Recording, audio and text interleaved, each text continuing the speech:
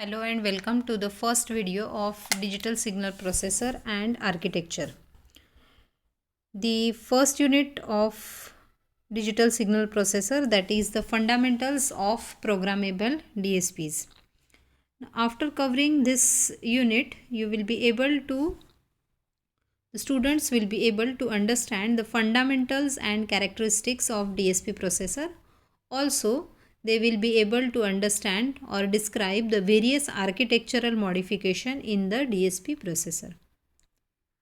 The various topics that we will be covering under this unit is: first one is the features of the programmable DSPs, then multiplier and multiplier accumulator unit, modified bus structure in the programmable DSPs, von Neumann and Harvard architecture, memory access schemes in programmable DSPs, VLIW architecture, then pipelining, special addressing modes in programmable DSPs, on-chip peripherals, and the computational accuracy in the programmable DSPs. Now, while coming to the introduction part of the programmable DSPs, we need to study the features of the programmable DSPs. Now, what are the features of the programmable DSPs? The first and the most important feature of the programmable DSP is the high-speed DSP computations. Now, this DSP processor, it has a very high speed as compared to the general purpose processors. How it will be able to perform these high speed computations are, it is because of the specialized instruction set that is used in the DSP processor.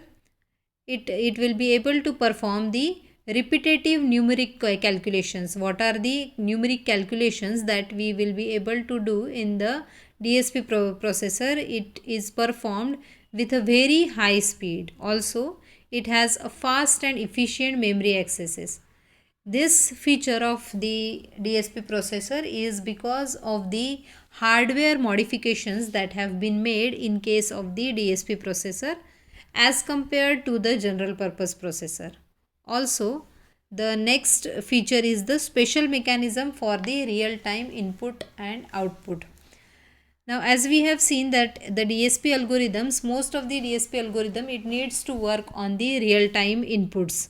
So, the whatever the input that is coming at the real time, and it needs to be processed in the real time, and you need to get the output also in the real time. So, there is a special mechanisms that is used in case of the DSP processor.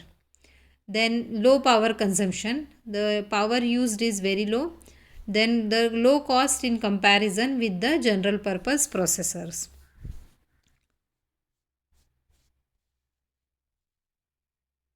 While coming to the first introduction part, the typical DSP algorithms, we will look at the typical DSP algorithms.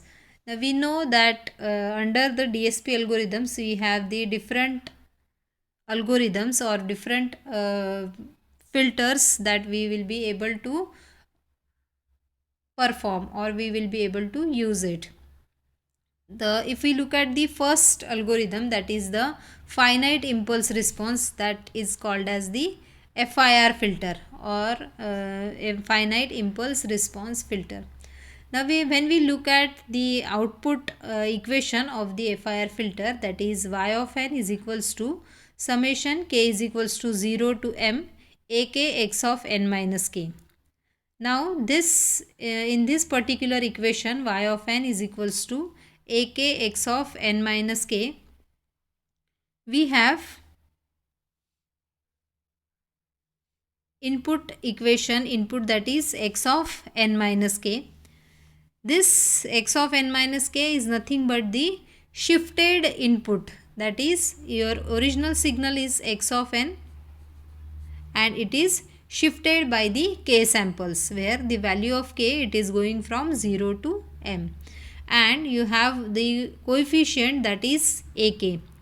So y of n is equals to summation k is equals to 0 to m ak x of n minus k. Now when we are performing the operation of summation k is equals to 0 to m ak x of n minus k, we have to do the certain mathematical calculations, and for performing these mathematical calculations we will be requiring certain instructions. Now first thing that we will be performing will be x of n minus k. Now you have the input signal as x of n, and that x of n signal needs to be shifted by some k samples. So for performing this operation we need to have a shifting instruction in the case of the general purpose processor. Also, this shifted output needs to be stored somewhere so that you will be able to store it at some in some register. So this signal then needs to be multiplied with the coefficient ak. So the another instruction that is required will be the multiplication instruction. Also the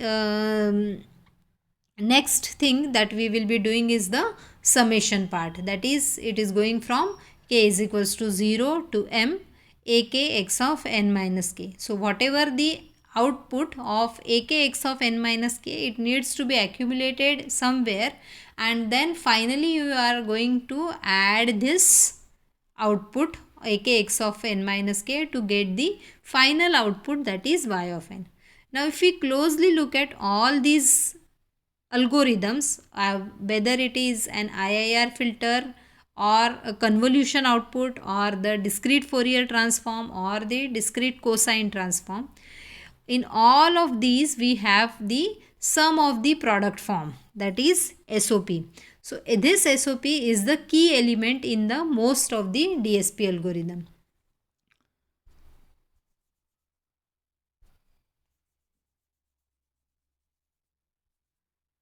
So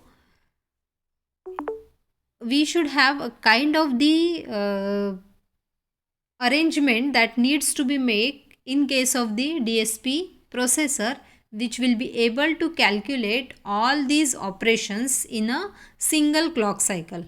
Otherwise it will be very much difficult for the processor to perform this thing. So there is the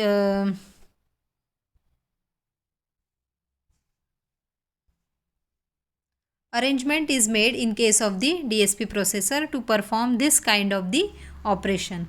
So a special kind of the hardware unit is used in the DSP processor to perform this SOP operations, that is sum of the product operations. Now in case of the DSP processor, we have the special hardware, that is multiplier and multiplier accumulator unit. This unit, that is multiplier and multiplier accumulator unit.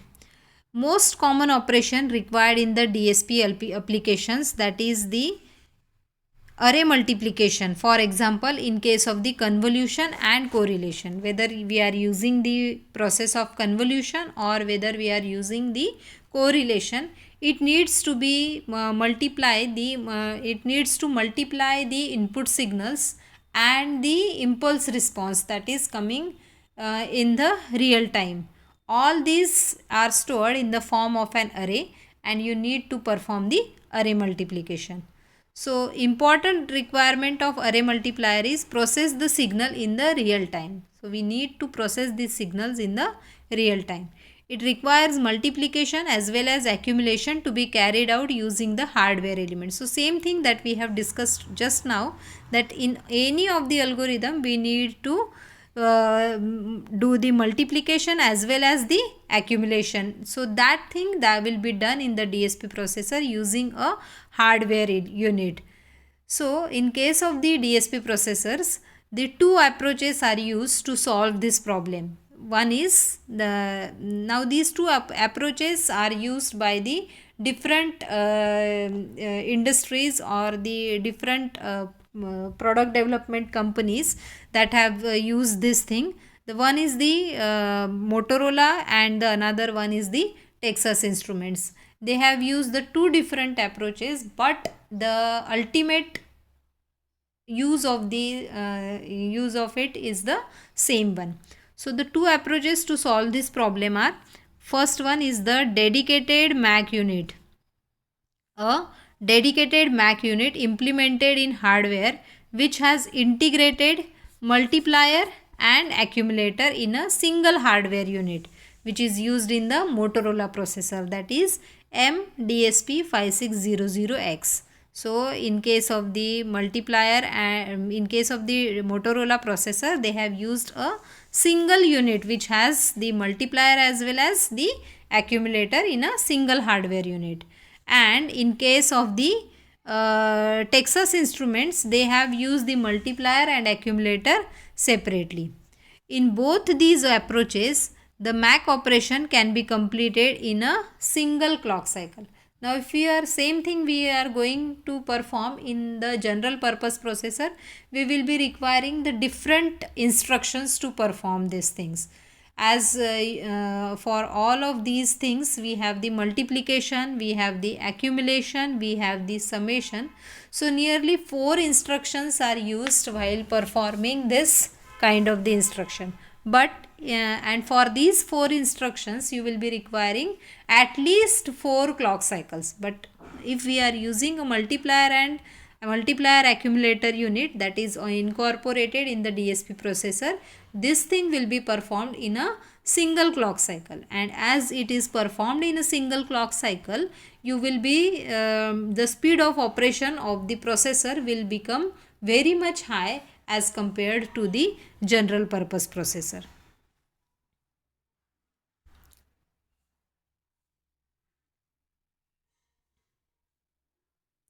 So this is a kind of the hardware implementation that is done in the multiplier and multiplier accumulator unit, in which you will be having the multiplier through which the two inputs to the multiplier, that is AI and XI.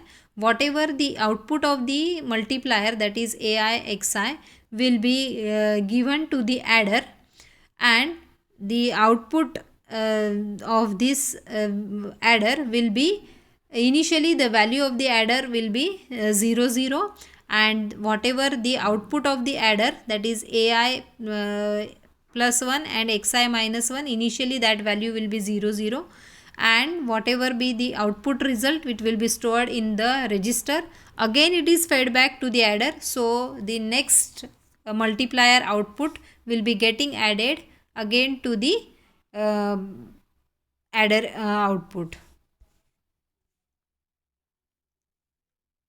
So we can compute a sum of n products in the n cycles. So same is the case that is done with the help of the MAC unit, that in the case of the convolution. So here also we are having the input signals xn to xn minus m plus 1, and the impulse response from h of 0 to h of m minus 1. Again we are getting the inputs from the signal x of n and h of n. It is getting multiplied, then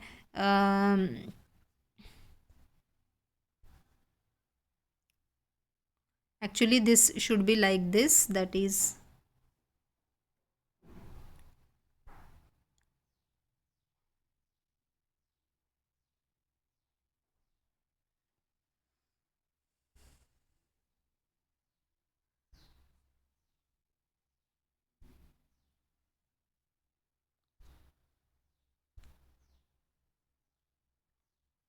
it should be like this, that whatever be the output of the multiplier, it is going to the adder, and again it will be stored to the register. Now this register is nothing but the accumulator here.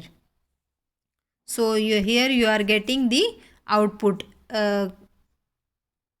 sum of the n products in the n cycles. Then the next modification that is made is the modified bus structure. Modified bus structure, it is again the one of the important modification that is made in case of the DSP processor, that is whatever the bus structure is in the general purpose processor is there, we are using the some modified bus structure over here. So this is the modified bus structure. Now earlier in the general purpose processor, the processor is using the von Neumann architecture. Now what is von Neumann architecture? Now von Neumann architecture, it is very much common among the microcontrollers. There you will be having a single address bus and a single data bus for accessing both the program as well as the data memory. Now here you have the program memory and the data memory. So the program memory and data memory, it is connected to through this it is connected to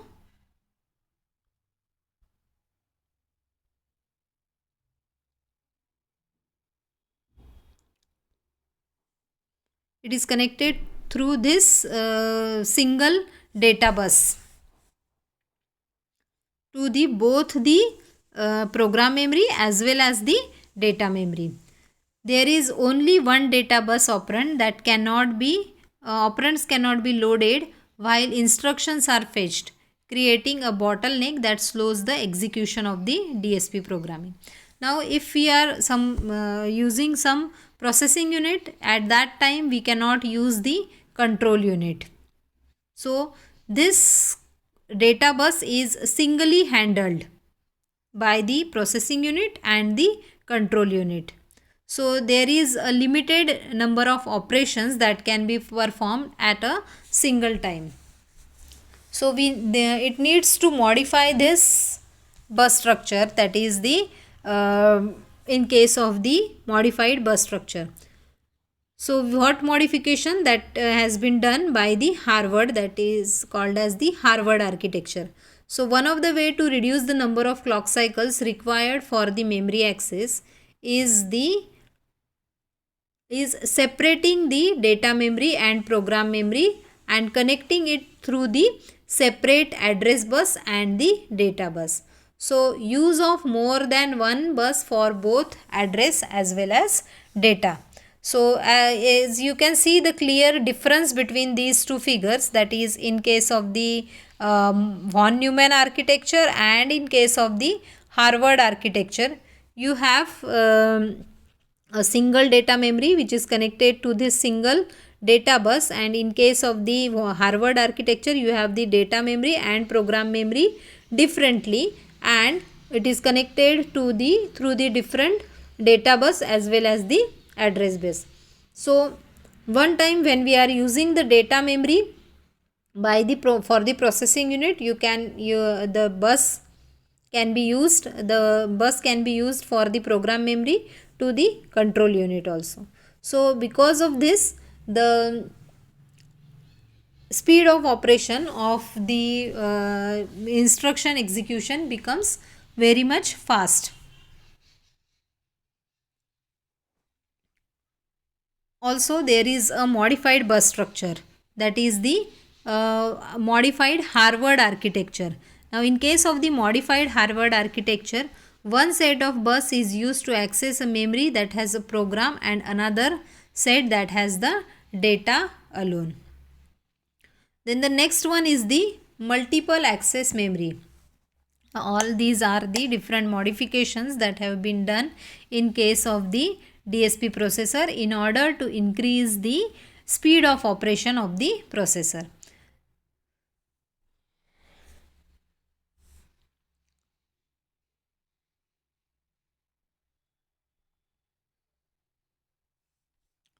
So the next one is the multiple access memory.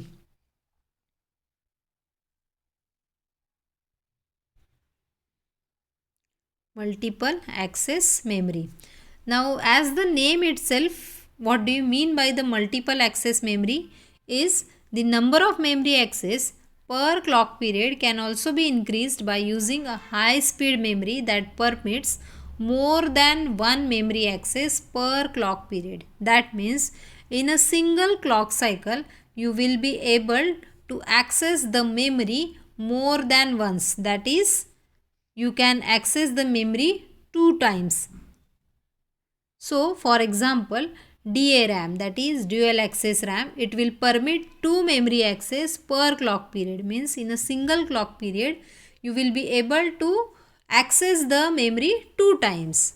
Multiple access RAM may be connected to the processing unit of the programmable DSPs by using the Harvard architecture.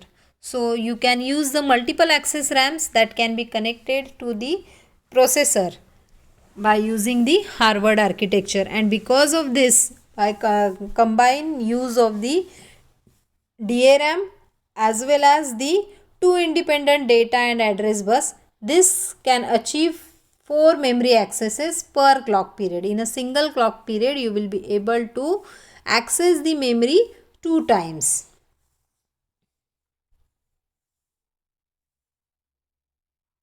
Then the next one is the multi-ported memory. Multi-ported memory is nothing but the increase in the number of memory access per clock period, in which you will be able to connect the more than one address bus and data bus to the memory. So in case of the dual, if we are using a dual port memory, in that case you will be able to connect 2 address bus and 2 data bus. As you are able to connect 2 address bus and 2 data bus, you will be able to access the memory 2 times in through these 2 address buses and the data buses.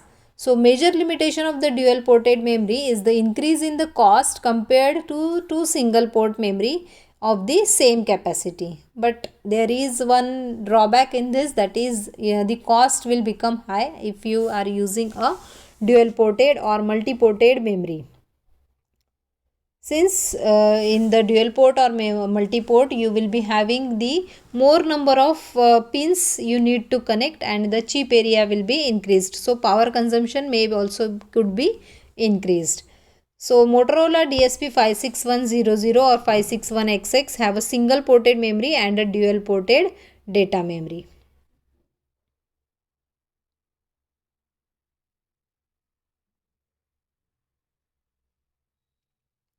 Then the next thing is the that is VLIW architecture, or very long instruction word architecture. Now the name itself gives you what is the VLIW architecture, or very long instruction word architecture. In this, a technique for instruction level parallelism by executing the instructions without dependencies, known as compile time in parallel. In multiple functional unit share a common multi-ported register file for fetching operand and storing the results. Parallel random access by the functional units to the register file is facilitated by the registers. Now here, in case of the VLIW architecture, if you closely look at the architecture of the VLIW, here you have a program control unit, you have the multi-ported register files, you have the read-write crossbar, you have the functional units and the instruction cache. Now, the most important thing over here is this, that is the functional units. Now here you have the different functional units, functional unit 1, functional unit 2, functional unit 3 and so on up to functional unit n. Now these different functional units will be able to perform the different operations parallelly. So the different instructions can be executed parallelly through this VLIW architecture. So here, for the accessing of this different functional unit through the instruction cache, it will be storing the different instructions. Instruction cache, it will be storing the different instructions which are getting it through the program control unit, and through the instruction cache, it will be getting to the different functional units. Now each functional unit has a specialized set of instructions that it will be able to execute. Now it will be connected to the read-write crossbars, where from it will be getting the different inputs and storing the different outputs.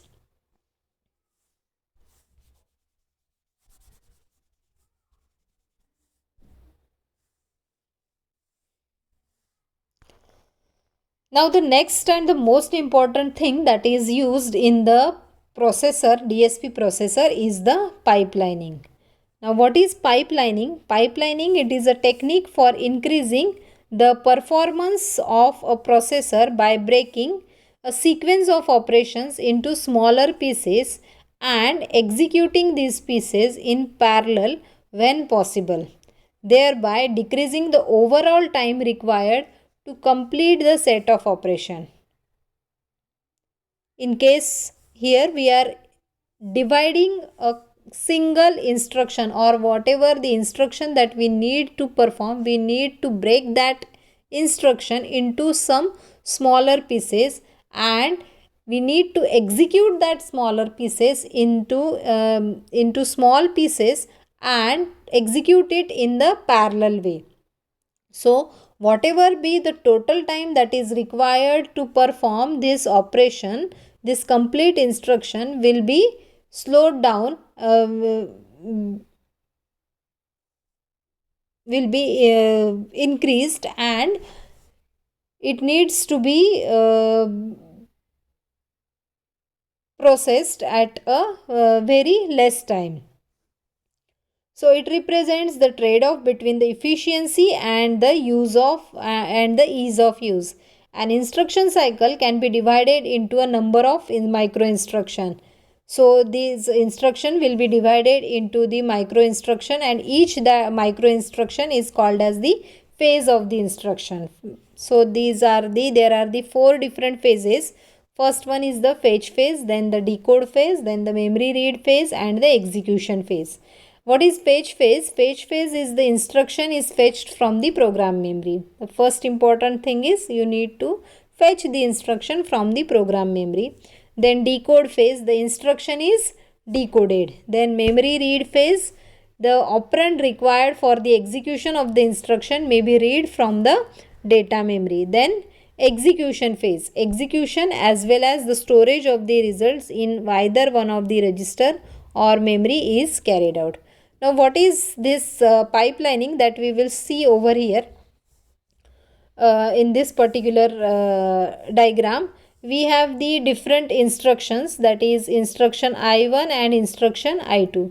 Now as we know, each of the instruction is divided into four different phases, that is fetch phase, decode phase, read phase, and execute phase.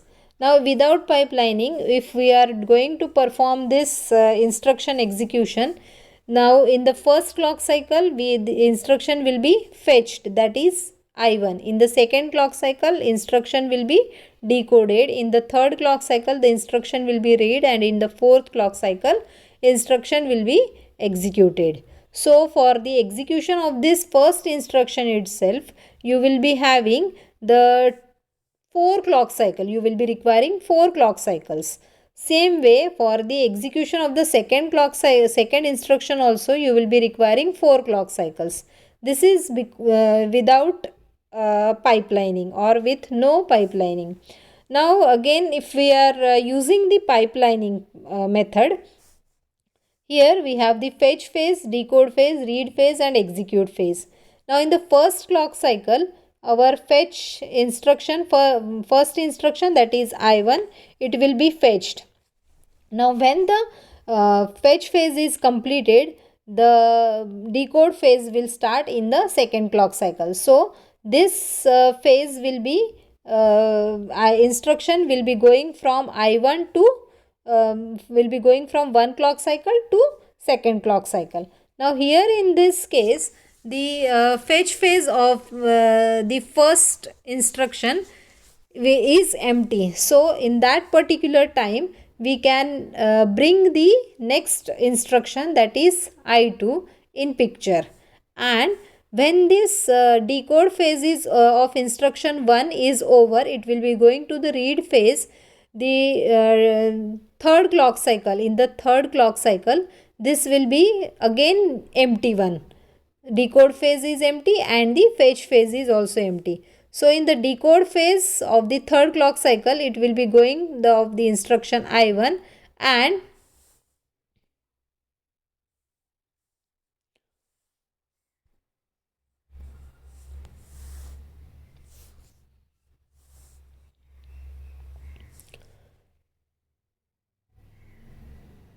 and the third phase will be I3 will be third instruction I3 will be going into the fetch phase, and as our first instruction is going in the execute phase, that is in the fourth clock cycle, at the same time the next instruction I2 will be going in the decode phase, then in the read phase, and I3 will be going from the fetch phase to the decode phase, and again it will be going to the read phase. And by the time our first instruction is completed, our second instruction has completed the read phase, and the third instruction has completed the decode phase.